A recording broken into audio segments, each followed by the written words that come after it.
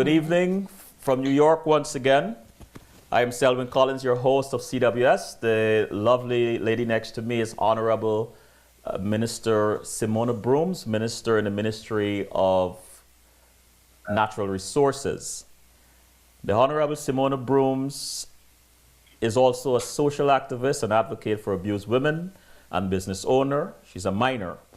And that's she owns a gold mine, not a minor.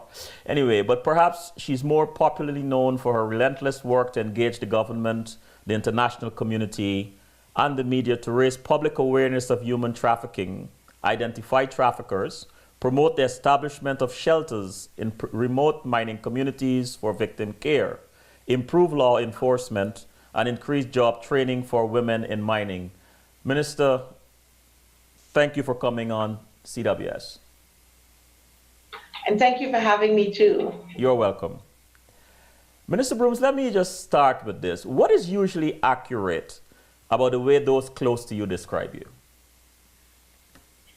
I didn't get you very clearly. All right. Beg your pardon. We'll fix that.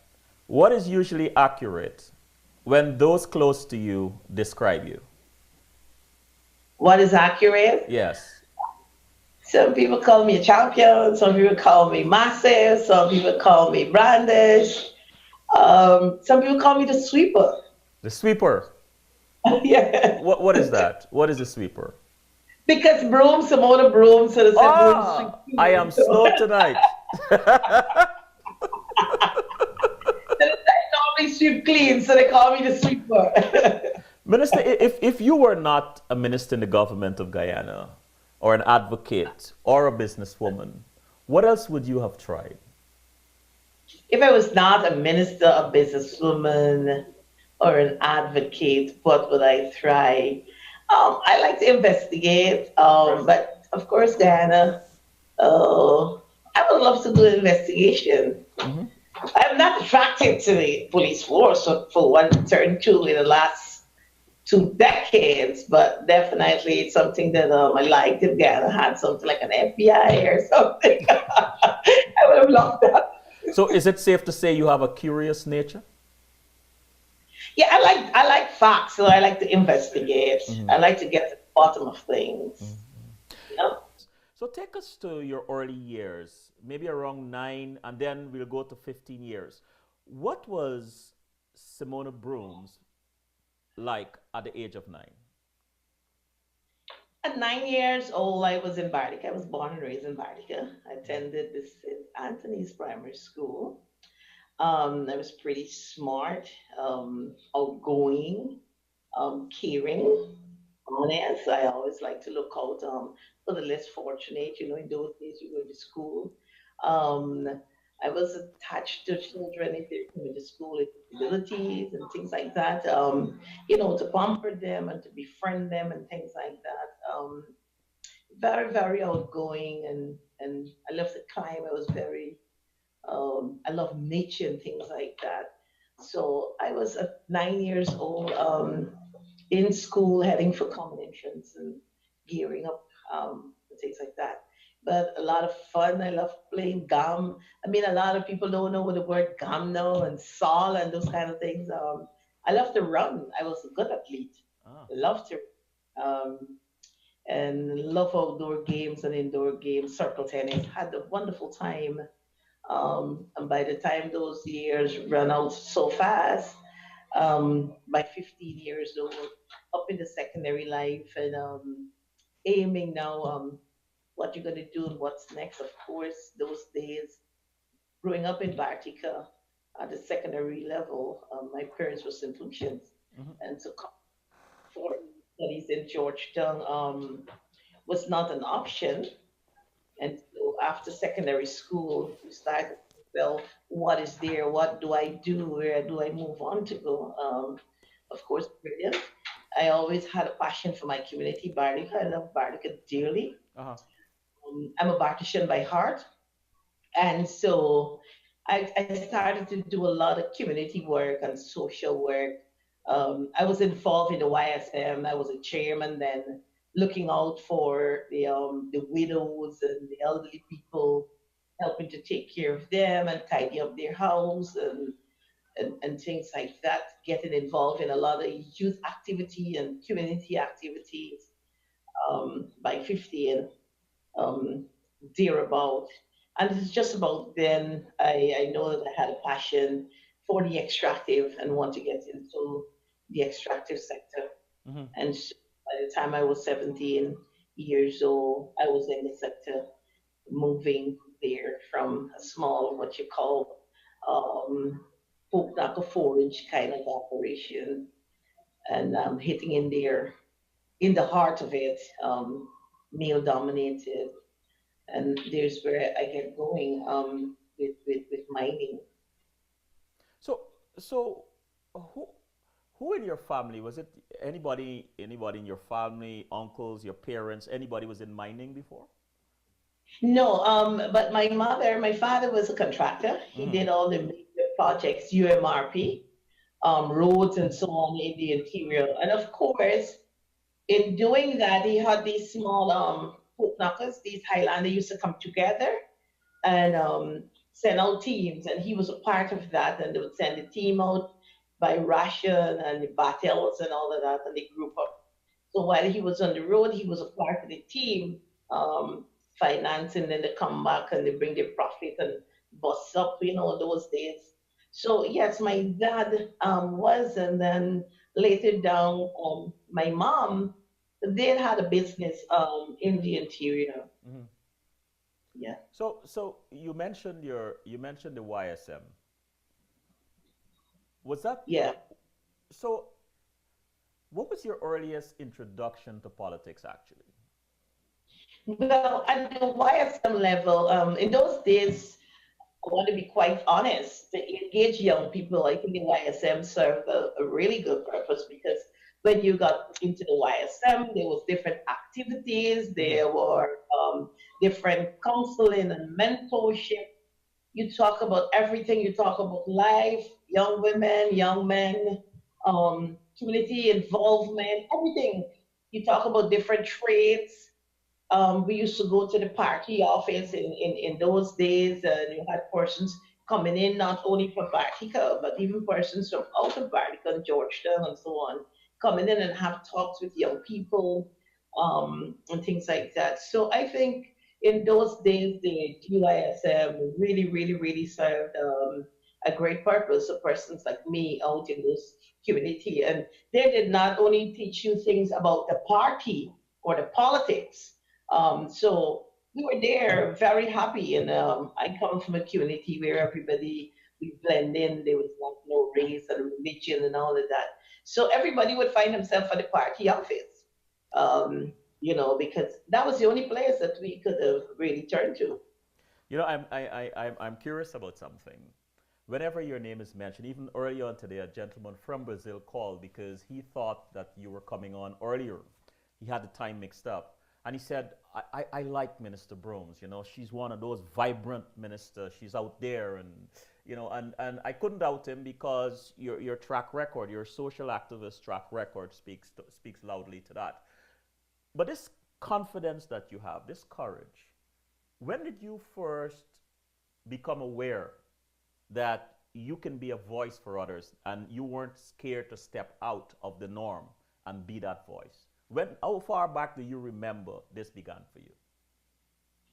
I think in my very young days, very, very young. I was raised with a strong father, and my father always taught us to speak out, to be bold. We had to learn to express ourselves, um, think, show sense of responsibility. Those were a lot of words from my father. So in a very, very young age, I am always like, I can remember way back as 9 years old, like I said, going to school, and if there's a less for situation there, I'm trying to explain for another student if that person is in trouble or somebody's not feeling well in the class. I would observe and then I would go to sir, you're a miss, this person is not feeling well. And I am always there and outgoing when there's activities at the school, making presentations and things like that. So in my very, very early days, but coming up in my teenage Um, you know, all 15, 16, 17, 14, I was very, very outspoken and bold Hmm. because I can tell you, even I was a force to reckon with at the GYSM days, and I love to ask a lot of questions, and I want answers and things like that. So in my very early, very, very early Hmm. Hmm. age, uh, Do you think the position you come in the family, being the last of a large family, had anything to do with that? well, I can tell you that most of my siblings are very bold too. Hmm. It's I mean it's a big family, but a lot of them, my brothers and sisters, I really don't know any of us that's really shy. Um, So this is a really family. forced to recommend. This is a family that just sweeps doubt and fear and shyness away. I am telling you, we just move it out. We just move it out. Somebody sweeping, somebody mopping, somebody scrubbing. I mean, we just we just get it over with. You mentioned a strong mother and the strong father. Um, let us talk a little bit about them. What do you remember about these two icons, these two amazing people? That any words of wisdom, any advice they might have given you that still resonate with you today as a woman? Definitely. I mean, with my mother and my father, one of the things about mom never tried to hold us to herself. Um, we were taught to love and to give, to be there for each other, to value everything that we have. And so I can remember those very clear from mommy. You go into the next door neighbor on Saturday morning that don't have kids, and you got to go in those days and clean the coal pot, scrub the step, go to the market, and you're so upset, and mommy's there like if you got to go and you got to get this over with, you got to do it. So mom is always there. She always it's for the girls, you know, taught us to respect ourselves, to respect people. And as a woman, my mother would always encourage us that if we marry and get kids and all of that, um, we shouldn't want to be a stay-at-home mom because not because you're a woman, life has more to offer.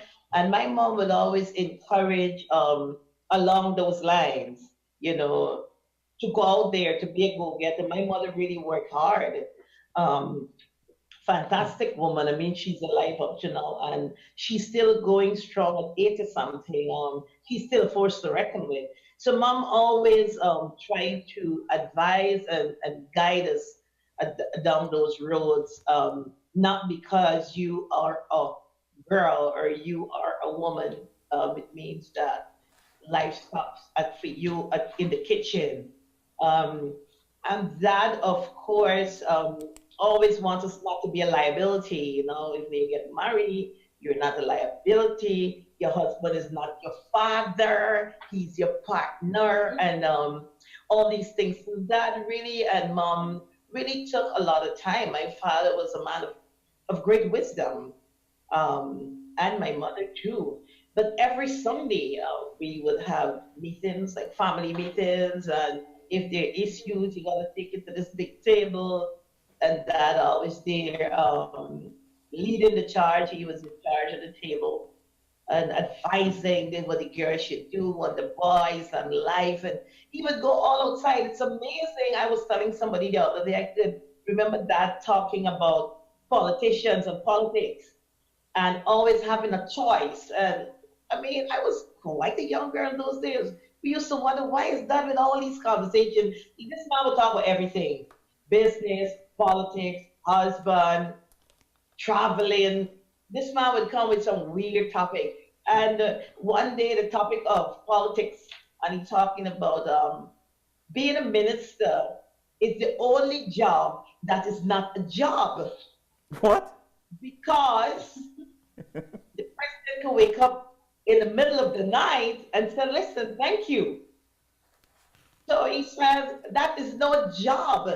It's an opportunity to serve. And so people must value these things when you get an opportunity to serve.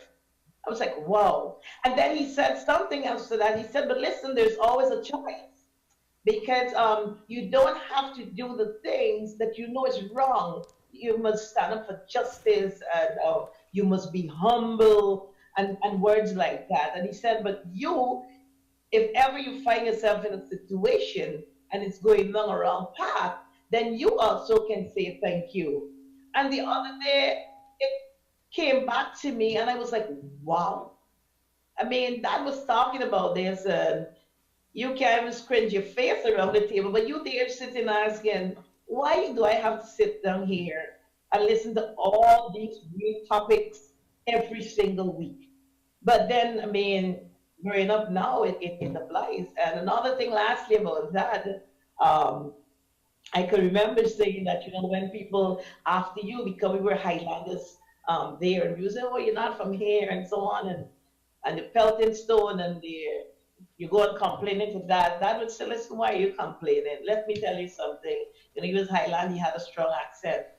And there's two things he said that I remember. He said, I want you to know that, he said, go outside, we have a lot of fruit tree, and look at that mango tree. You see any mango on it? No, daddy. He said, you see anybody pelting it? No, daddy. He said, okay. When the mango tree starts to bear, you'll see how many persons pelting at it. You know why? Because there's something on the tree that they want that they don't have, right? And it is that fruit. And then he put it in another way and say that the donkey is in the hole and everybody's enjoying it, thinking that they're so smart because they're throwing rocks at the donkey in the hole. But he said it's beautiful because the rocks is what the donkey need because that is what he will use to step out of the hole. So Daddy was a man of great wisdom and but always I got so much parables I could tell you, but that and I can talk about my mom and so on growing up in Bartica. But I think that I was blessed and I always thank God for the parents that I had. Um, that foundation that I received as a little girl growing up. So would you say you grew up in a community of strong women? I would not say all the women were strong, but I can say that I grew up in a home with a strong woman as a mother, and all my sisters had to be strong too because that is what we were taught to be strong. I want to shift a little bit. Fast forward. Your first day in Parliament as a new government. What surprised you the most about Parliament?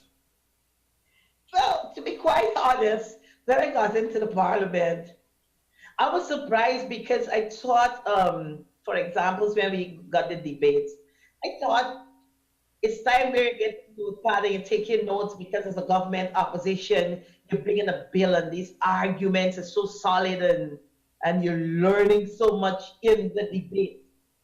But I was shocked because there was a debate going on and a member for the opposition talking and going on and slamming down this bill. So I'm there thinking, well, no, no, no, no, no, no, no. This is not what I was told because we had caucus on the bill.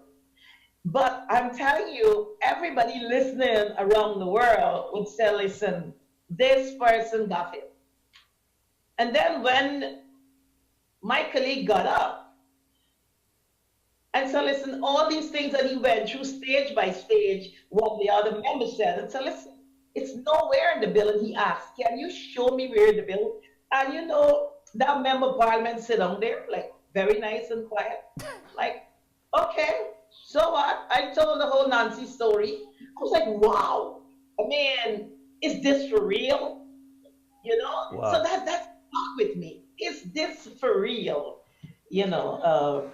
I think it was an experience and a half to learn that the most sometimes drama on truth is, on parliamentary language is on truth that How, you can hear in the parliament. how would how would you describe the relationship among the female parliamentarians? I think we've got a fairly good relationship.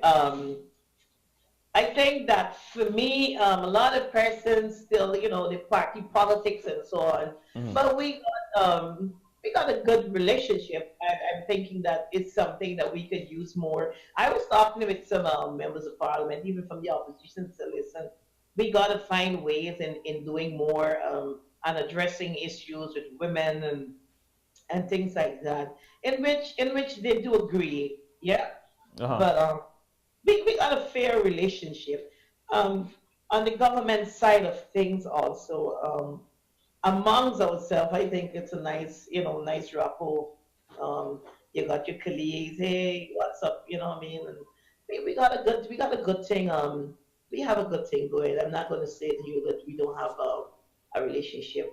We do have a relationship. What do you enjoy the most about being a minister and B, a parliamentarian? Well, what I enjoy the most as a parliamentarian, what do I say? To be quite honest, the parts of the ministerial job that I don't like, I'm on here, is the thing that you mentioned. I don't know what's that. Yeah. But if I could have been a minister and not be in the place that you talk about, I don't know what you're talking about. The- Uh, that would make me happy. All right. So I don't know.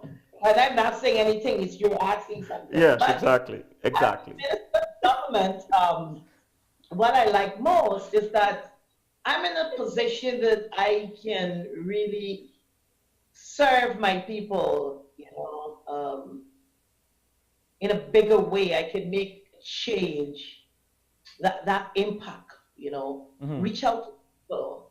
As a minister, what makes me happy is because I love my country and I love my people. And I'm in a position I've been given, according to that, the opportunity to serve and to make a difference, to make a change.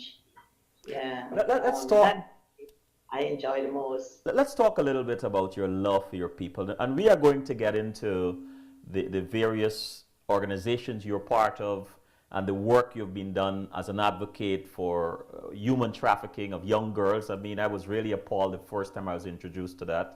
By the way, our fifth anniversary chose one of those organizations, Mercies of Sister or Sister of Mercies, for one of our charities last year. And I found out later that you were you were founder of that. Um, but as a minister, you were able to make more of an impact. What are some things you have done that you couldn't have done before? Well, all right. So first thing, let me start from getting into office.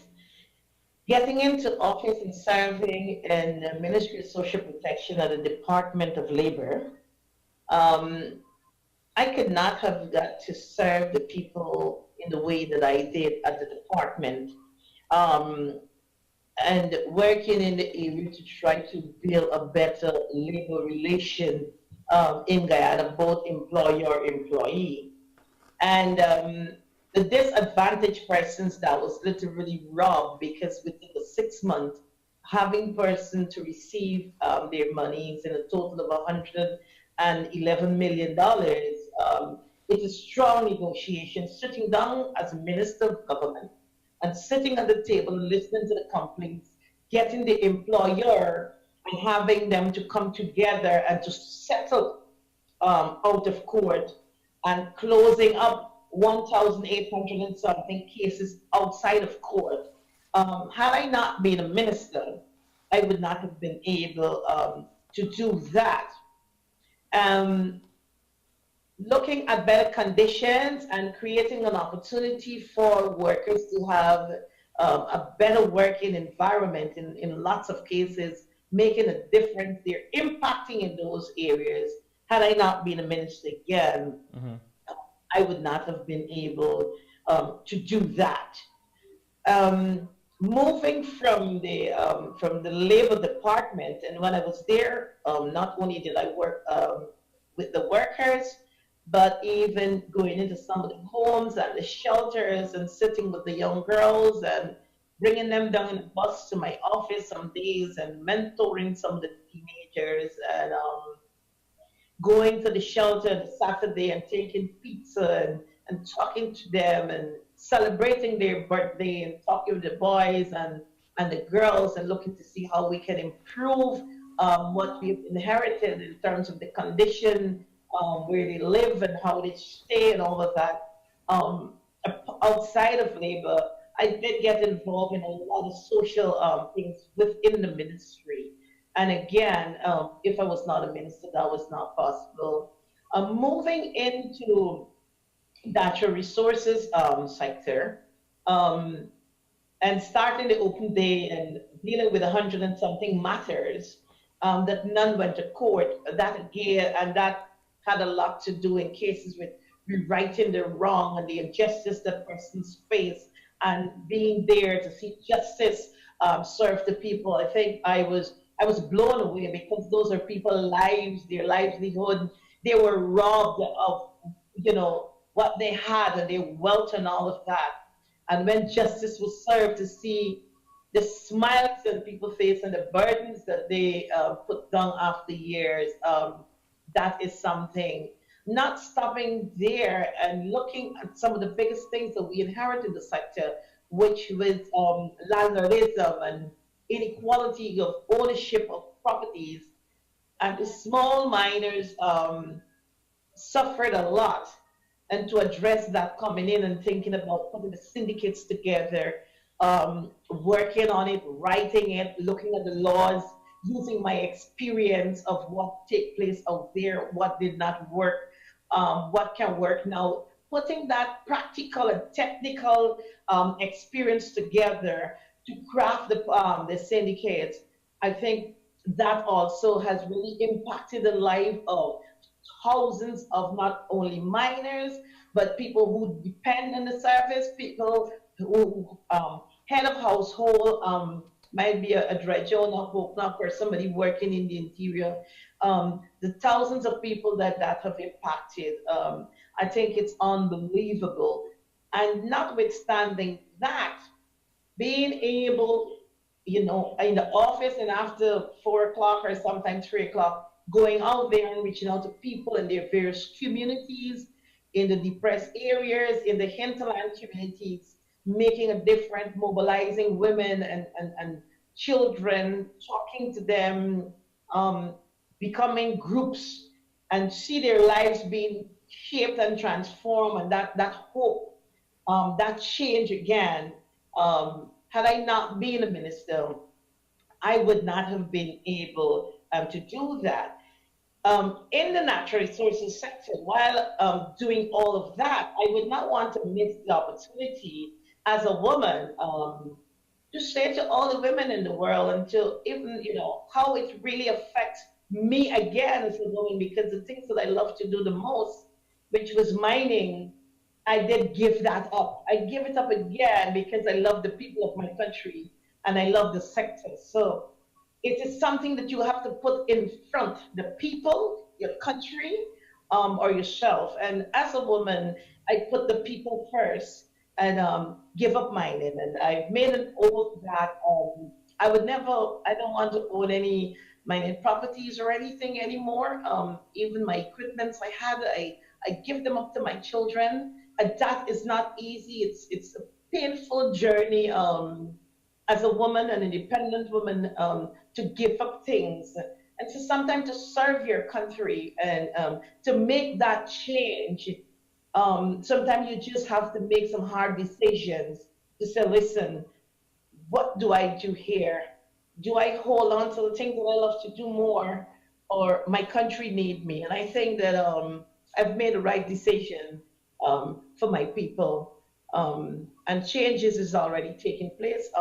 Bullyism was another thing in the sector. The large miner, the small miner, they're always in confrontations and things like that. And managed, they've had a meeting, and they put together, and they carcass in the best interest of the industry, and talking. They went to the budget debate this year together, last year. So changes again is taking place. So since becoming a minister, the amount of changes, if you were to wait in the 30 months, I know I'm talking all these things as if we're in government for 10 years already, but this is how the brooms normally sweep. I Yeah, understand. and why you ask why they're reporting me as a sweeper because I don't really waste time.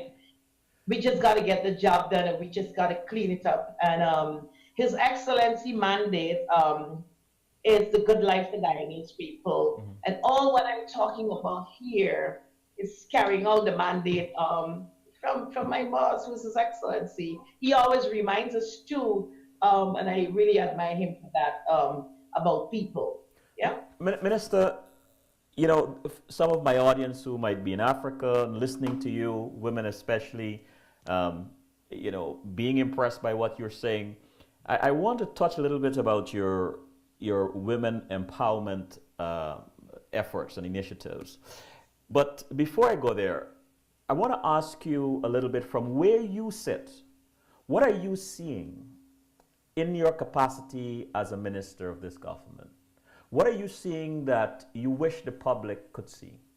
What are you seeing that you believe most of us or some of us get wrong when we view what the government is trying to do to uplift Guyana? I think for me, from my standpoint, what I see hope. Mm-hmm. I see the changes because the opportunity. A lot of people, what I wish they could understand is that the government is unique because the government has the interests of the people at heart. This government is headed by His Excellency, and I want to be quite honest here. Everybody know me for being an honest person, who has a vision and a passion for Guyana and Guyanese people. There's no doubt about that. But sometimes the general public, oh, listening to all the talks and what is happening, the information that I have and the things that I know and can see, they cannot. Sometimes they're depressed and they're more hopeless and all of that. But I'm seeing that beautiful change, that horizon. Guyana is evolving, and I mean we are here, and we all understand that we are just a foundation to that path. Yeah. So I would want Guyanese really to know, I would wish if the Guyanese people could really embrace the whole idea that Guyana is heading in a different direction. Yeah. Mm-hmm. Guyana at this time, I mean, there's hope. Don't look anywhere. You don't have to go to Trinidad anymore. If we can all just come to that place, educate yourself, educate your children, and let us build Guyana together. I really would love if all of us could come together as a people. The one thing I wish to build this great land of ours, which is Guyana.